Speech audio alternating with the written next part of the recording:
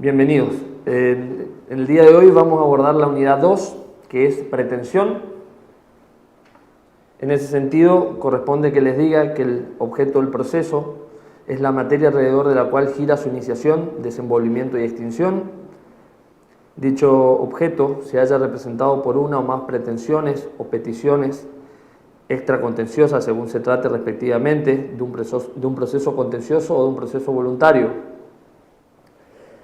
A ese fin corresponde definirla la pretensión como el acto en cuya virtud se reclama ante un órgano judicial y frente a una persona distinta la resolución de un conflicto suscitado entre dicha persona y el autor de la reclamación. Dicho acto es el que suministra precisamente la materia alrededor de la cual el proceso se inicia, se desarrolla y extingue. Es importante no confundir la acción con la pretensión, pues aquella no es otra cosa que el derecho en cuya virtud la pretensión puede ser llevada a la consideración del órgano judicial.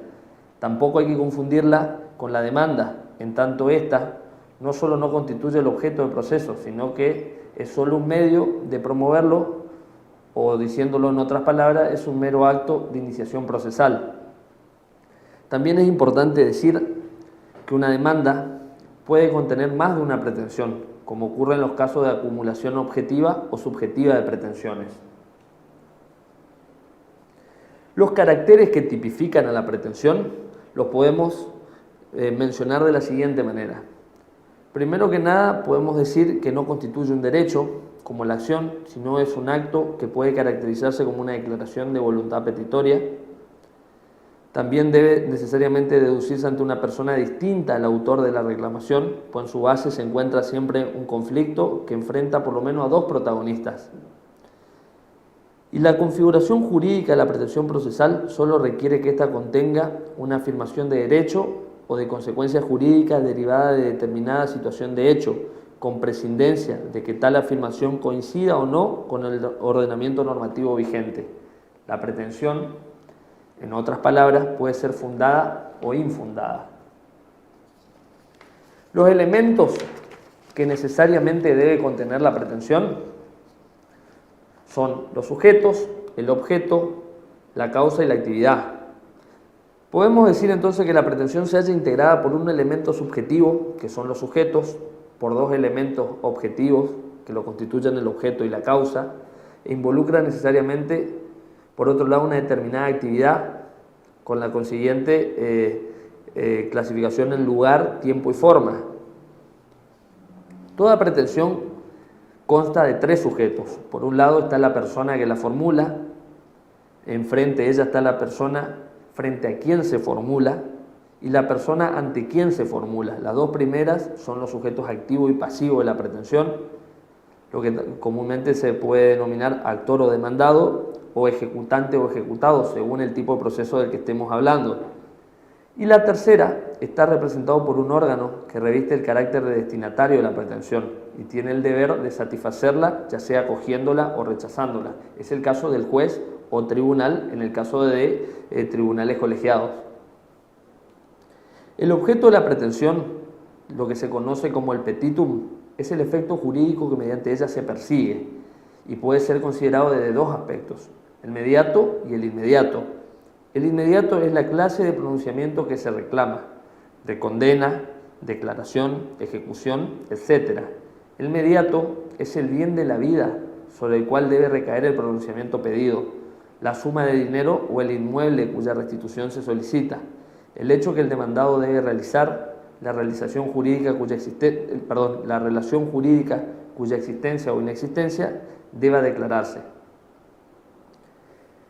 En lo que respecta a la causa, fundamento o título de la pretensión, consiste en la invocación de una concreta situación de hecho a la cual el actor asigna una determinada consecuencia jurídica. No debe confundirse la causa con los simples argumentos expuestos por el actor, ni mucho menos con la norma o normas jurídicas invocadas, pues no son estas las que individualizan la pretensión, sino los hechos afirmados en la medida de su idoneidad para producir un determinado efecto jurídico. Finalmente, en último término, corresponde hablar de la actividad de la pretensión procesal, que entraña las correspondientes dimensiones de lugar, tiempo y forma que coincidirán necesariamente con las del proceso en que aquella se haga valer. Por consiguiente, la pretensión tendrá como lugar la sede que corresponda al juez o tribunal competente para conocer del proceso, como tiempo el del acto que ese mismo proceso destina al planteamiento del objeto litigioso, generalmente será el de la demanda, y como forma lo que la ley asigna al proceso de que se trate, oral, escrito, ordinario, especial, etc.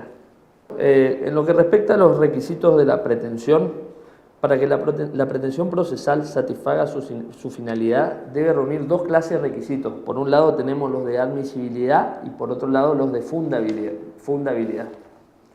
La pretensión es admisible cuando posibilita la averiguación de su contenido y por lo tanto la emisión de un pronunciamiento sobre el fondo del asunto sometido a la decisión del tribunal. Es fundada, en cambio, cuando en razón de su contenido resulta apropiada para obtener una decisión favorable a quien la ha planteado. En consecuencia, el examen de los requisitos de admisibilidad es previo al de fundabilidad, pues la existencia de los primeros excluye la necesidad de una sentencia sobre el mérito de la pretensión. Los requisitos de admisibilidad de la pretensión se dividen en extrínsecos e intrínsecos. Entre los requisitos extrínsecos de admisibilidad, que son los que primero desarrollaremos, tenemos los procesales. Dentro de los procesales tenemos los referidos a los sujetos. Respecto a ello podemos decir que el órgano ante quien se deduce la pretensión debe hallarse previsto de competencia para satisfacerla. En cuanto a los sujetos activo y pasivo de la pretensión, los requisitos extrínsecos de admisibilidad se refieren a su capacidad para ser parte, es decir, la aptitud para ser titular de derechos y obligaciones procesales, y a su capacidad procesal, entendida como la aptitud para realizar personalmente o por medio de un mandato convencional actos procesales válidos.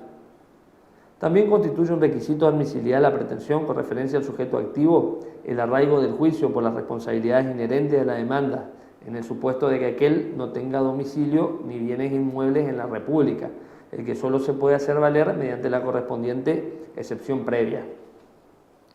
Ahora bien, en cuanto al objeto de la pretensión, constituye requisito extrínseco en primer lugar que aquel resulte idóneo con relación al tipo de proceso en el cual la pretensión se ha deducido.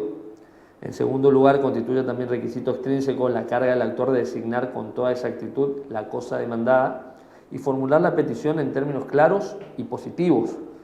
En ambos casos, las deficiencias correspondientes pueden determinar la inadmisión de la pretensión ad limine por decisión dictada de oficio o por vía de excepción de defecto legal.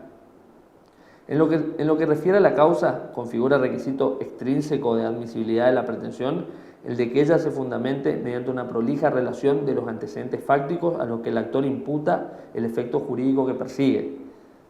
A dicho requisito se refiere la ley cuando prescribe que en la demanda se debe denunciar los hechos en que se funda explicados claramente. Concierne conjuntamente a los sujetos, al objeto y a la causa de la pretensión el requisito consistente en la inexistencia de otra pretensión deducida anteriormente ante el mismo u otro órgano judicial en el cual dichos elementos coincidan. Es lo que se conoce como la litispendencia. En cuanto a los requisitos vinculados con la actividad que la pretensión entraña, deben ser analizados en las tres dimensiones: de lugar, de tiempo y de forma en que dicha actividad se exterioriza. El lugar de la pretensión debe coincidir con la sede correspondiente al juez o tribunal competente para conocer en ella. El tiempo en que la pretensión debe ser reducida tiene limitaciones genéricas y específicas. Las primeras están contenidas en las normas procesales que determinan cuáles son los días y horas hábiles para cumplir actos procesales válidos, y las segundas se hallan establecidas en aquellas normas que excluyen la admisibilidad de ciertas pretensiones, cuando éstas son planteadas antes o después de transcurrido determinado plazo. Hacen a la forma de la pretensión el modo en que ella debe expresarse. Escrito nuestro derecho, el idioma a utilizar, la redacción del escrito correspondiente, la firma del letrado, etc.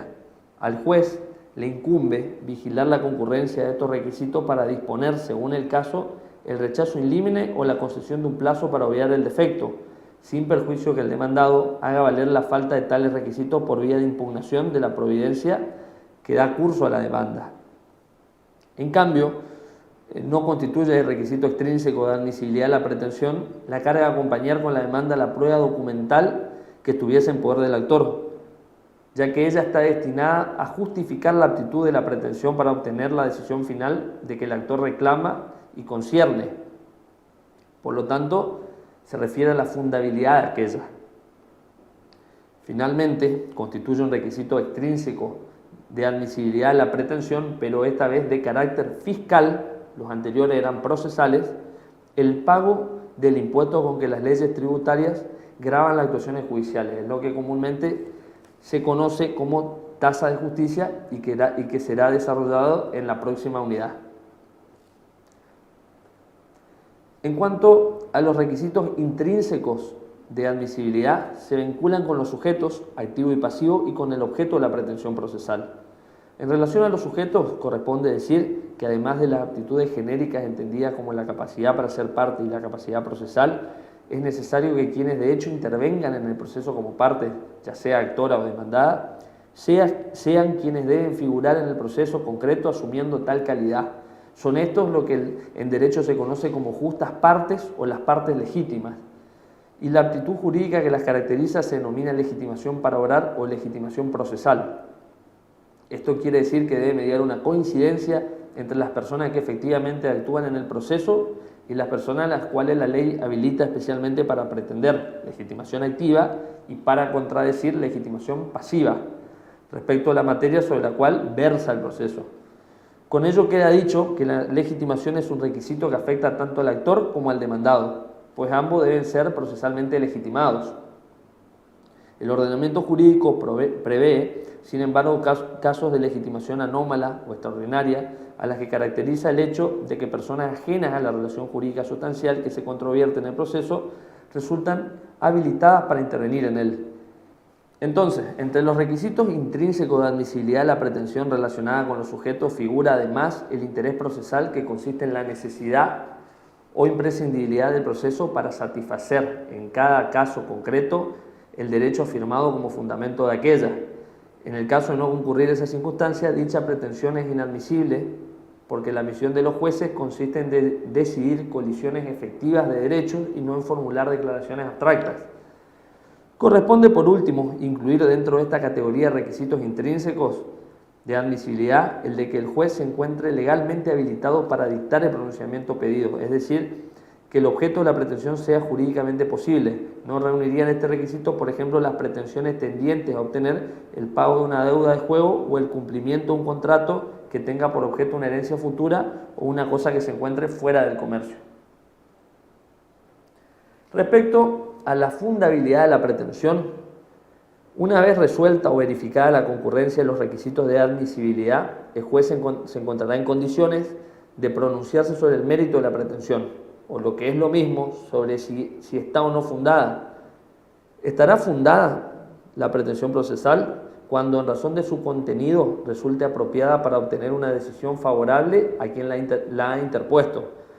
El examen de fundabilidad consiste primordialmente en determinar si ese efecto jurídico corresponde o no a la situación de hecho invocada.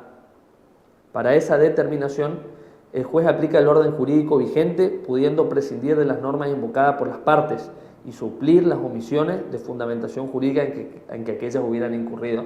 Es lo que se conoce como iura novi curia.